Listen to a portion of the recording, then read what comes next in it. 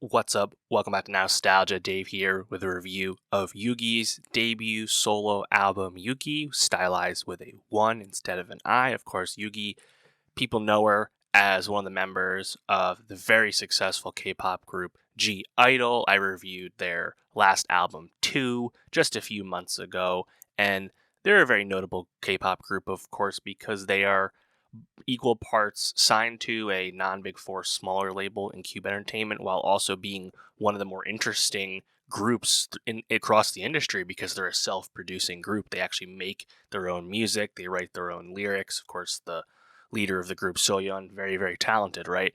And I think G-IDLE have kind of grown a large fan base because of this. They just don't really have any like direct peers. They're kind of unique for what they do. I quite enjoyed their song Wife off the new album again.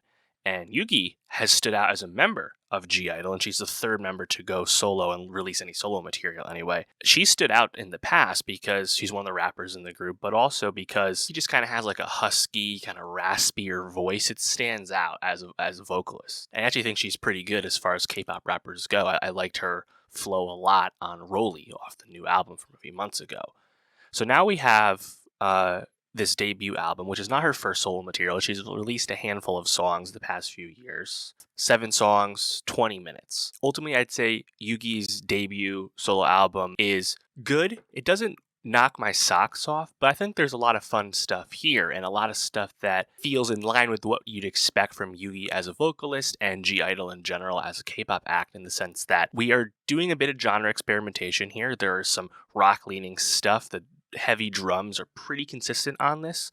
Yugi has dabbled with some pop rock stuff with the past solo work. She doesn't fully commit to it on this album necessarily. Overall, I'd say it's a pretty solid track list front to back. The single Freak, which has a music video out now, nice guitar, really nice groove, honestly, on that with the drums. And then the chorus is pretty fun from Yugi, even if ultimately the song feels kind of like a bit underdeveloped. Like it's not as ear-catching as it could have been, but it's still pretty fun for what it is. I also like the song My Way, which again has very upbeat drums, but the chant outro in particular stood out to me, even if the chorus is perhaps a little underwritten. I think the best song has to be Red Rover. That catchy synth line immediately grabs you, and just the chorus is really big, really catchy. To me, that's the one right here. I think on Clap, you have Yugi rapping. We have I think a fun flow from her, but the lyrics, they're a bit cringy. For my taste, honestly. Drink It Up, you have PH1 as a rap feature, and he's pretty fun for I think a pretty small part of the song, where like he switches up his flow almost as like a sung flow alongside a normal rap flow. It's solid every time with Minnie, her of course GIDLE bandmate.